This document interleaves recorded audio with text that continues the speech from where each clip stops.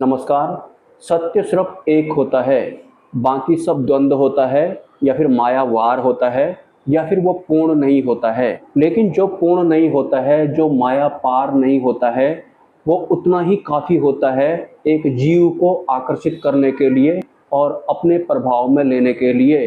अगर वो जीव बेहोश ही है, अगर वो ब्रह्म रूप होने वाली भक्ति नहीं कर रहा है या फिर माया पार वाली भक्ति में अगर वो शामिल नहीं है, तो परब्रह्म परमात्मा के आवरण के अलावा बाकी सब अपूर्ण होता है, लेकिन वो सब आकर्षित करने वाला जरूर होता है। तो अनादि तत्व ये जो जीव होता है, ये अनादि काल से ही ऐसे कई सारे तत्वों या फिर विषयों या फिर आवरणों से आकर्षित हो गया होता है और उनके प्रभाव में आ गया होता है। लेकिन देर दुरुस्त जब जीव का टर्न आ जाता है, जब उसे परब्रह्म परमात्मा द्वारा चुन लिया जाता है, तब उसे मायापार वाले अनुभव लेने के लिए या फिर परमात्मा के क्षेत्र की अनुभूतियां लेने के लिए या फिर ग्रहण करने के लिए उसके साथ क्या होता है या फिर किस तरह से उसे तैयारी करनी होती है, इस विषय पर आज मैं चर्चा करने जा रहा हूं। तो सिंपली माया पार वाले अनुभव या फिर अनुभूतियां एक साधक को बुद्धि और मन से नहीं होंगे। माया पार वाले अनुभव उसे हों या फिर परब्रह्म के क्षेत्र का ज्ञान उसे समझ में आए, उसके लिए अपने आप को उसे पात्र बनाना होता है। लेकिन पात्र बनाने के लिए उसे जो भी काम करना होता है, जो भी भला करना होता है या फिर जो भी कर्म करने होते हैं, वो परब्रह्म परमात्मा को साक्षी मानकर करने होते हैं और अपेक्षा रहित कर्म उसे करने होते हैं। मतलब अगर वो किसी का भला भी कर रहा है तो उसकी एवज में मुझे कुछ रिवर्ट मिलेगा, ऐसी मेंटेलिटी के साथ उसे भला नहीं करना है। इस दुनिया में उसे सिर्फ अपनी पात्रता बनानी है ताकि उसे परब्रह्म वाला ज्ञान समझ में आए, अंतिम गुरु वाला ज्ञान समझ में आए या फिर मायापार वाला जो ज्ञान होता है वो समझ में आए। ध्यान रखिए, मैं उस पात्रता की बात कर रहा हूं जो आपको बुद्धि और मन से समझ में नहीं आएगी। मतलब जो परब्रह्म परमात्मा की व्यवस्था है वो बुद्धि मन माया के पार है। उनकी व्यवस्था में शामिल होने के लिए आपको भगवान स्वामी नारायण परब्रह्म परमात्मा को ही साक्षी मानकर कुछ भी करना है ताकि वो प्रसन्न हो और माया पार वाला जो उनका आवरण होता है, आप उन आवरण के दायरे में आ जाएं। जब आप ऐसा करेंगे तब ऑटोमेटिक आपको माया पार वाला जो ज्ञान होता है वो समझ में आने लगेगा और यही बुद्धि और जो मन है आपके, ये किसी और ही वे में काम करने लगेंगे। मतलब ये भी शुद्ध हो जाएंगे।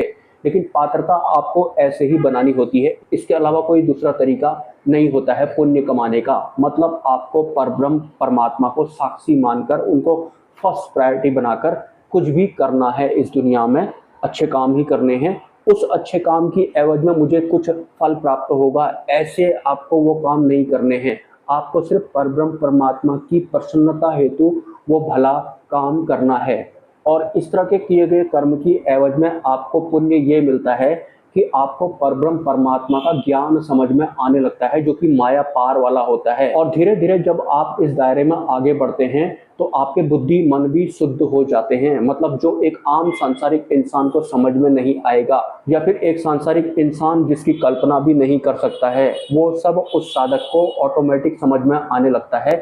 लेकिन पात्रता ऐसे ही बनती है जैसे मैं आपको बता रहा हूं। मतलब बुद्धि मन पार वाले ज्ञान को या फिर उस आवरण को ग्रहण करने की जो पात्रता होती है वो ऐसे ही बनती है। ये मैं कई वीडियोज में आप लोगों को बता चुका हूं। मतलब परब्रह्म परमात्मा को साक्षी मानकर मैं किसी का भला कर रहा हूं और ये करने के पीछे एकमात्र मेरा उद्देश्य या फिर संकल्प है, मुझे परब्रह्म परमात्मा की प्रसन्नता मिले, वो खुश हो जाएं। मुझे उसकी एवज में इस दुनिया में किसी भी तरह का माइक सुख वगैरह नहीं चाहिए या फिर द्वंद्व जैसा कोई भी लोभ वगैरह मुझे नहीं चाहिए। उसके बदले में मैं सिर्फ इतना चाहता हूं कि परब्रह्म परमात्मा की कृपा मुझ पर हो, वो प्रसन्न हो जाएं।